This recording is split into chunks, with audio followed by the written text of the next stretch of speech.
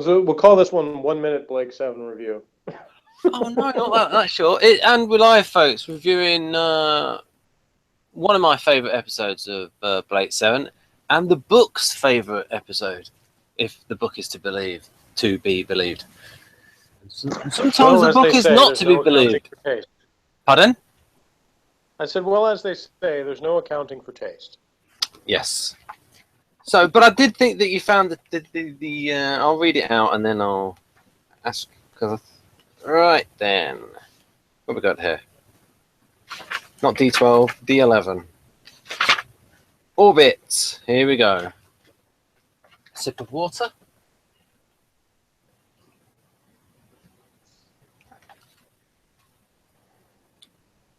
Scorpio approaches the planet Maladar in response to a message from a scientist, Egrorian, who has been missing for 10 years. Egrorian requests that Avon come down alone and unarmed, stating that he will be subject to a weapons scan in an automatically guided shuttle and that Scorpio stand off in deep space. Avon insists on bringing Vila and also smuggles a small gun on board the shuttle. Upon their arrival, Egrorian offers to trade his invention, the tachyon funnel, which will destroy distant planets in seconds, for Orac. Avon agrees, and he and Vila return to Scorpio to fetch Orac. Egrorian is in fact working with Servalan, who helped him to flee the Federation. They plot to leave Maladar together, abandoning Egrorian's assistant Pinder. Avon exchanges a fake Orac for the funnel and leaves with Vila on the shuttle. However, the shuttle proves too heavy to achieve escape velocity. Avon and Vila jettison all the non-essential objects, including the tachyon funnel, but they are still 70 kilos short. When Avon asks what else could be jettisoned, Orac suggests Vila. Avon goes looking for Vila, who hides. Avon then discovers a speck of ultra-heavy neutron material contained in a plastic block, which Egrorian has placed on the shuttle to weigh it down. He jettisons it and pilots the shuttle back to Scorpio. Servalan, angry at the failure of Egrorian's plan, abandons the scientist. Pinder ages both Egrorian and himself to death by exposing them to Hoffel's radiation. So, Jeff and Morgan, what did you think of it?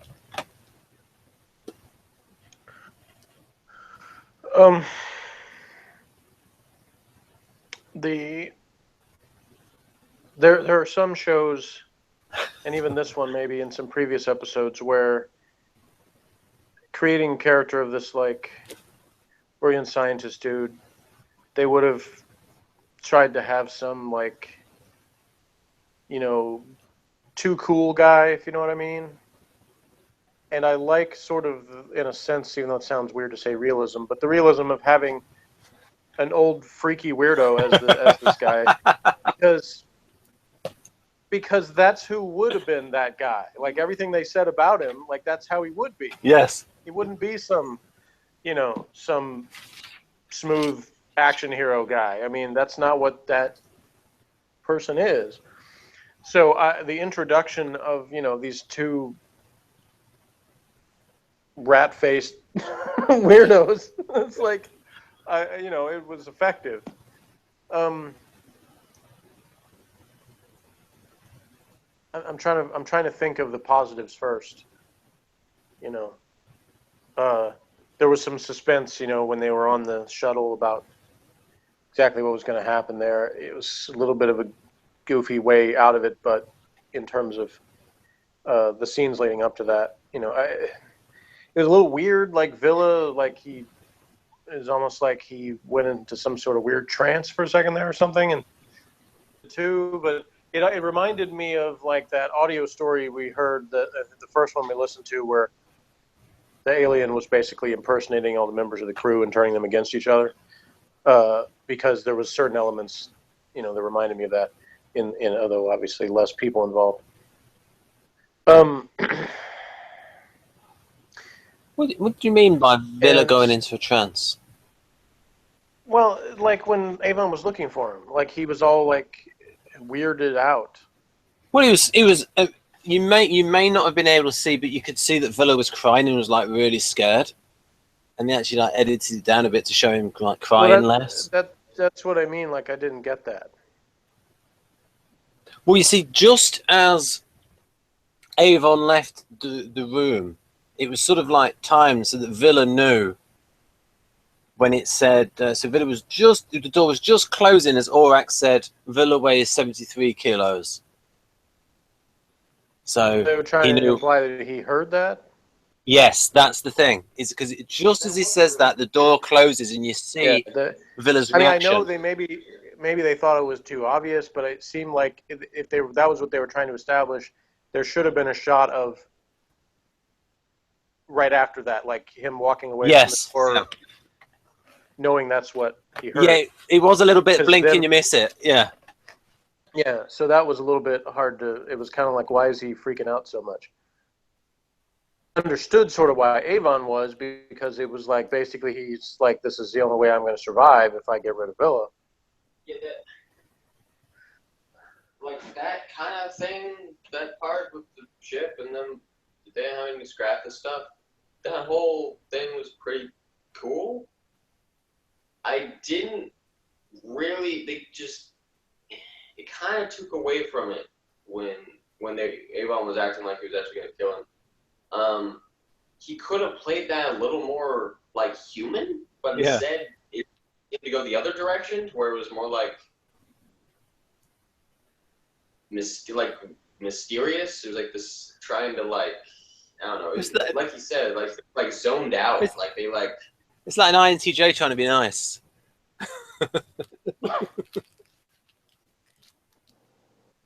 So anyway, that was a little weird, and yeah, shots of looking scared, like could have been better too, because they were just going. They just did that over and over again, and I don't know. There's just certain parts of that they kind of took away from, but overall, I thought that thing was pretty cool. Most of the rest of it was bad. But I heard you both. I heard you both amused though. It was terrible as always. See, he actually finds stupid things funny. I don't.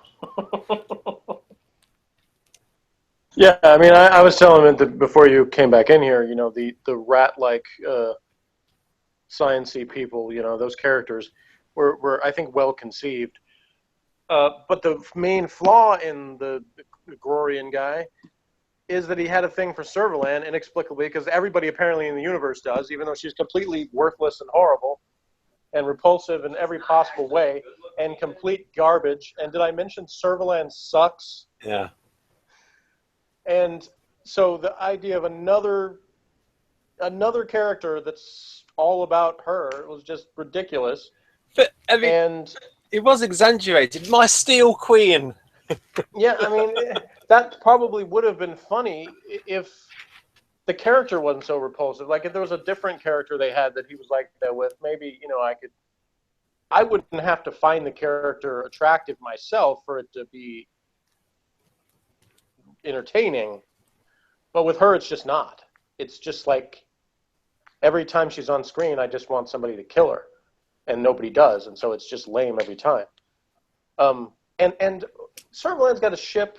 She's got like people who do what she says. She's got weapons.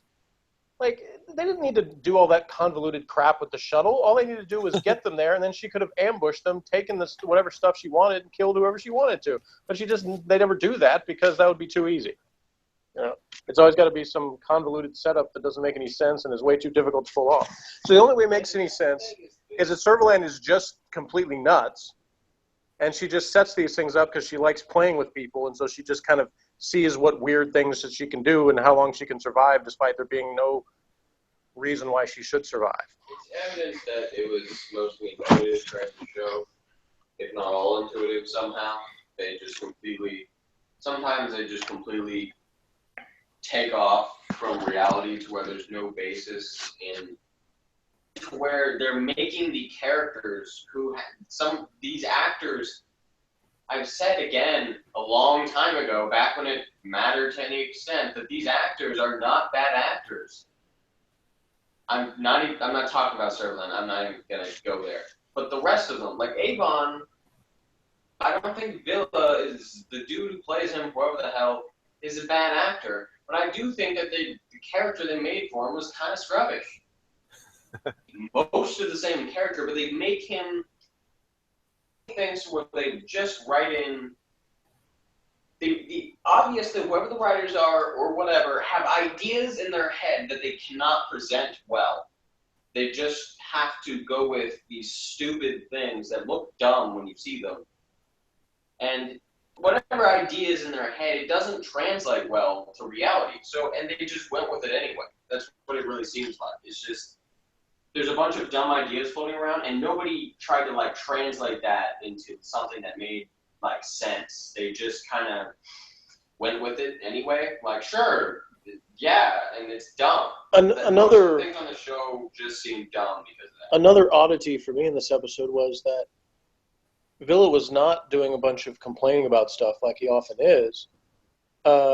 He was actually being semi-competent and not really whining that much. And then this is the episode they have other characters, other people on the show, like, making fun of him. And not even Avon, but Dana and Sulin. It was kind of random. And it wasn't even, it was presented as though it was just that, a presentation, to where I can't see that those characters actually, it just seemed like, well, somebody wrote these actors to say these things. Yeah, it seemed kind of contrived, like, oh, let's have a comedy scene here. It was just dumb. There was no point to it, and it didn't really put together. Like, again, you can actually write things and lines and, have a director to make these characters seem like they're actually having realistic, reactions to things. But instead, you just don't. You just have a bunch of contrived, convoluted crap. And that's what most of this episode was. Well, I saw both Avon and Vila sort of reacting to the pervertedness of Egrorian and just sort of like going along with him, to put off their caper, a bit of appealing to his ego, and the fact that I think this is one of the worst episodes. I thought that this was actually pretty decent. I thought the actual Vila and Avon parts, when they're doing their own thing, when the rest of the main characters are not involved, and when Servalan is never there, those parts are actually pretty good. I thought they were, again, it was kind of goofy, their plan to do stuff, but it's usually goofy at best. But it was fine. I had fun with it, and it wasn't that bad. But there were, and again, the ship scene I actually liked. It was pretty cool. They didn't have a dumb thing where they just made some science thing up, and then Avon. Instead, they were like, okay, we have to start stripping things from the ship. That was actually kind of cool. That was the most grounded kind of thing in the show. That kind of drew me in. But, yeah, it had good elements mixed in. Yeah, basically, that was what it was. It was a bunch of convoluted crap with some really good stuff mixed in there, like, kind of thrown in there. It kind of reminds me of Pei Wei's lettuce wraps, because there's some good tasting stuff in there. I think it may be the mushrooms that just has this taste that throws off everything else. So it's like I can't fully enjoy it, even though I know there's some good flavors. I know there's some good flavors in there, but they're thrown off by this other flavor that just... Yeah, it's called Servalan, is it? Yeah, it's Servalan, and not just her, but because... But she's the main reason, but there's a few other things. Like it all kind of goes downhill from the point at which, I guess that's about her too, because it's like, they're like, oh, he wouldn't have called you ma'am, like being trained to greet a stranger that way. Oh, so he must have greeted a female stranger, and it must be Servalan. It's just funny. That was just really weird. Well, we intuitives make leaps like that. We'd be like... Yeah, I know. That's why you all suck. He said we intuitives make leaps like that. So. Yeah, no, that's garbage, yeah. See, the reason that intuitives... The reason any intuitive can look like competent doing that is because on TV, the writers make it to where they're right. But usually intuitives are not correct. Those are stupid, baseless assumptions that make no sense. There was no reason for Servalan to be there. And this was one of the ones where there's even more, 0 here, where there's really not a reason, maybe like 1.01 be there, because she does have this contrived BS plan to get some stuff for Orac or whatever. Episodes are even worse than that, where it's like, there's absolutely no reason to have this character here. And I'm not even talking about the reason for the character to be there. I'm saying for the story, there's even no reason for this character to be in the show at the moment. And yet, she's there, and somehow Avon wubs from the universe with his psychic powers that she's there, and then freaking Sand has people figuring out the same convoluted bullshit at the same time in completely 2 separate areas. People on the ship and people on the ground are coming up with the same theory for that both of them are making the same stupid, baseless leaps that don't make any sense in the slightest. That didn't seem like me. Because the writers wrote it to be that way. It seemed logical to me. Dumb. It's dumb. It's dumb, Ben. Seemed logical to me. Intuitive leaps. No. Put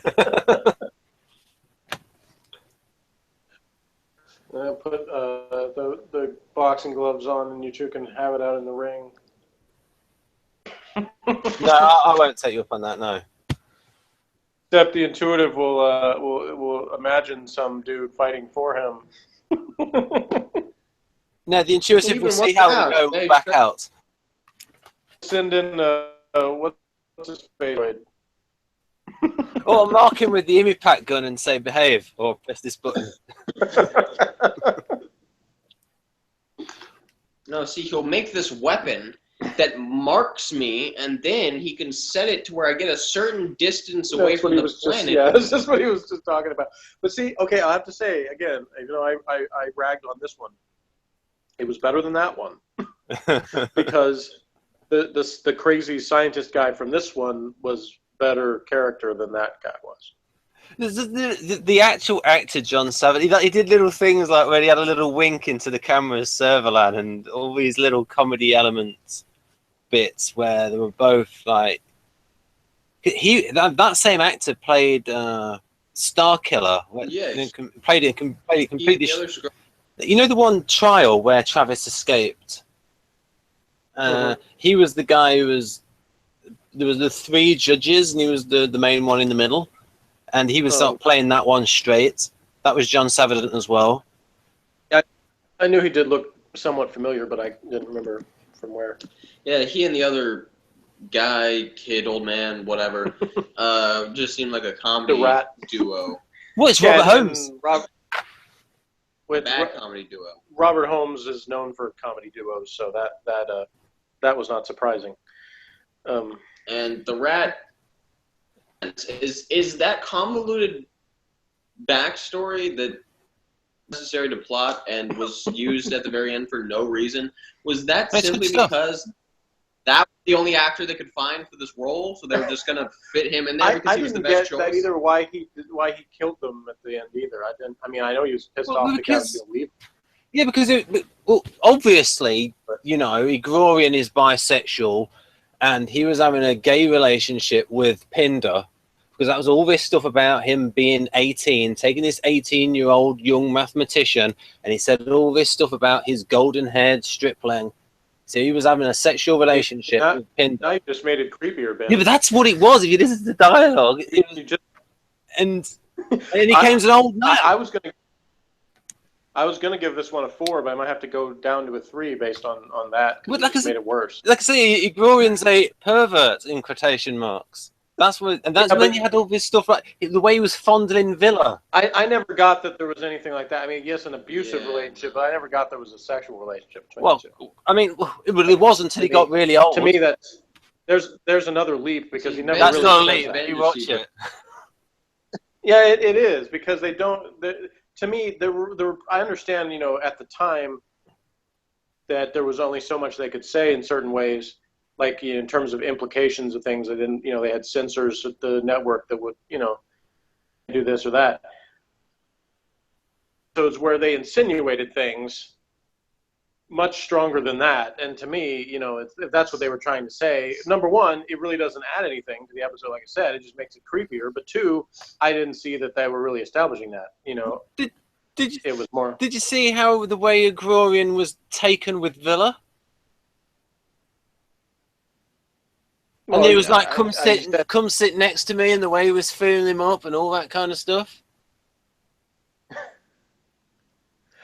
Again, there's just no sexual thing across my mind.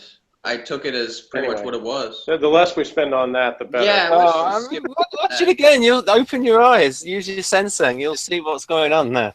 No, I'm not, because I'm never going to watch it again. See, intuitives have this thing. I don't even want to get off another intuitive rant thing. Wrap this thing up, really. They think that it's this extra sense that they have, basically, to where it's like, oh, I can't shut myself off to this because I see it. And then, it doesn't actually exist. So it's not that I need to open my eyes, Ben. You need to open your eyes, and this is a dialogue where he's talking about what happened to If you wanted to see reality, see, I'm not giving you demands. I'm not putting out demands. But if you did want to see just reality, you could you try to shut that extra sense you have there that doesn't actually exist. Anyway, move on to something else, please. Right, okay, we'll go on to the guide entry.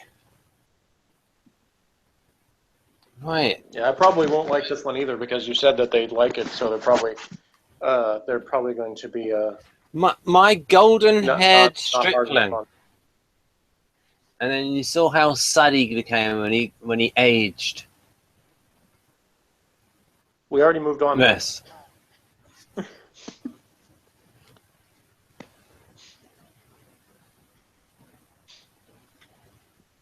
Right then, Orbit.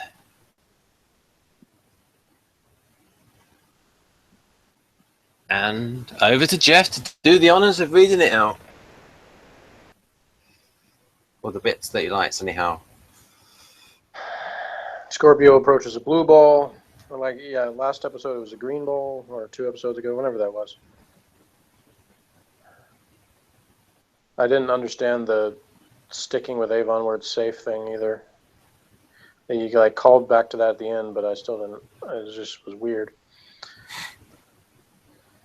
Because the only thing that was grasped was a gun. Do you want to get brain damage? That was another. Yeah, it really was a random insult. In front of him later, she was taking revenge for that line. Or maybe that was in response to that. Yeah, I don't remember. Anyway, forgot all that because it was. Yeah, I liked Vila's image. Again, when they actually give him a little bit of a personality and he talks about things he likes, then I relate to him actually. So, though the virgins part was kind of odd, but anyway.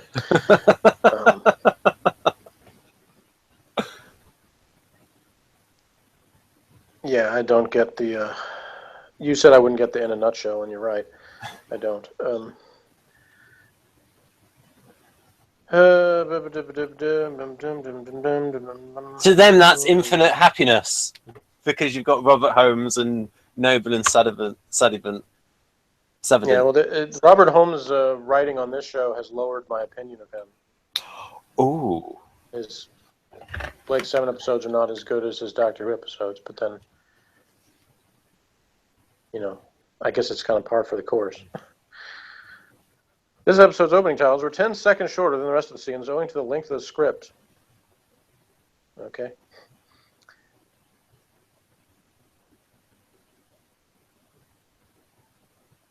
See, yeah, that's what I said. They're not as funny because they actually liked it. Okay, next page. Okay. All right.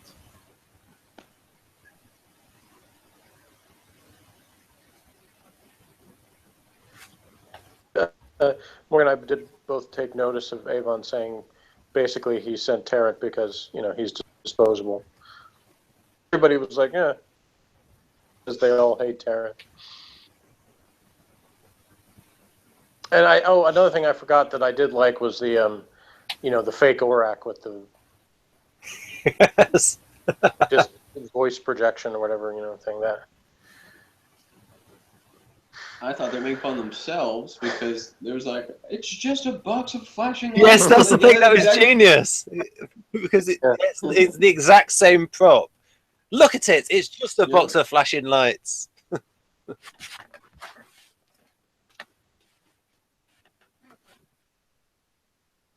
Orac is just a box of flashing lights.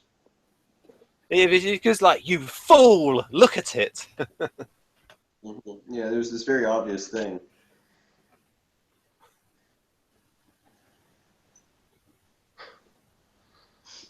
Yeah, they call Season D Season R. Okay. I don't.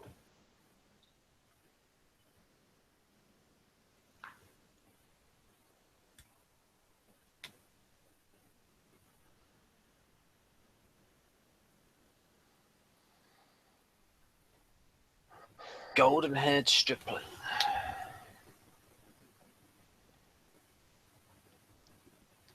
It'd be great if you stopped saying that, Ben. Right.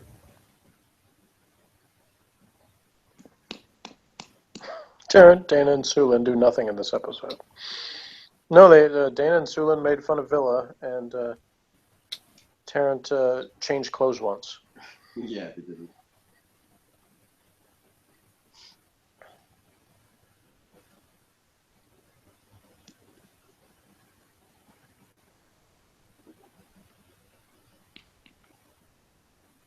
Yeah, I like that bit. The fake Orac is just an irate wasp in a fish tank.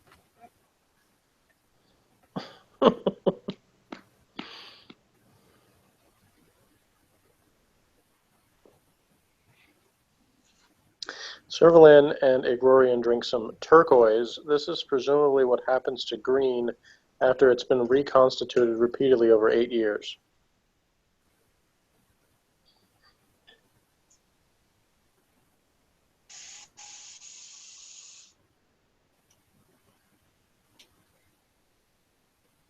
Yay, Pender's gone rogue. And suddenly all the guest cast are dead. Usual. Sulin looks particularly lovely as she listens to Avon's account of what's just happened.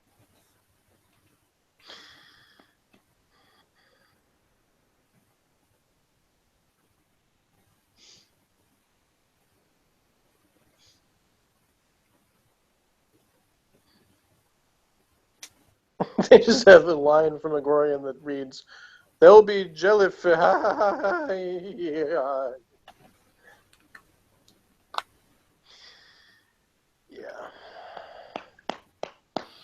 Yeah, it was a combination of how I felt about like Avon pushing the thing. Like it was goofy, but he actually did a good job of making it seem like it was actually heavy. Yes. I was reminded of Who in the Aztecs when he had to make a styrofoam, entrance to a thing look like it was heavy, just a little bit with it, to the point where you can see he had to catch it, and then you can tell it's styrofoam, but it's like it's difficult to do, and he overall did a pretty good job pulling it off. So, any more of? Yep. There's one more. No, it's all big. Asteroids planets with a pink video wipe.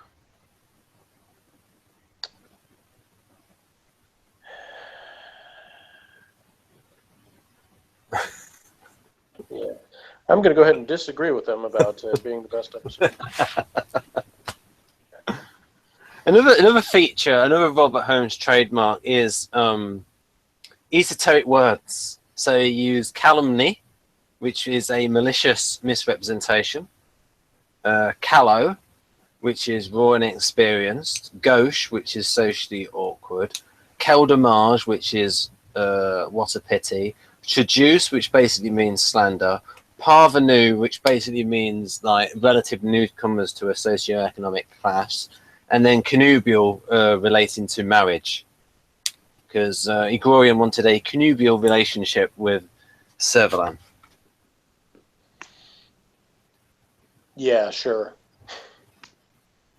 So I always, Robert Holmes always using, I call them the Robert Holmes words. Like he'll use words like poltroon, what else? Perfidious, vulpine degenerate, those types of things. So then, So he's kind of pretentious, but occasionally it works to his advantage. yeah, Robert Holmes, yeah, because they asked him about why do you using all these big words, and he says, well, I'll write it for 12-year-olds. Yeah, but it's to 12, intelligent 12-year-olds. That's what he said. Anyhow, so how many out of 10 do you give it? 3.5. Ooh. I was going to give it a 4. You talked me down to a 3, but then I decided to so 3.5. I'll leave it at 10. Right.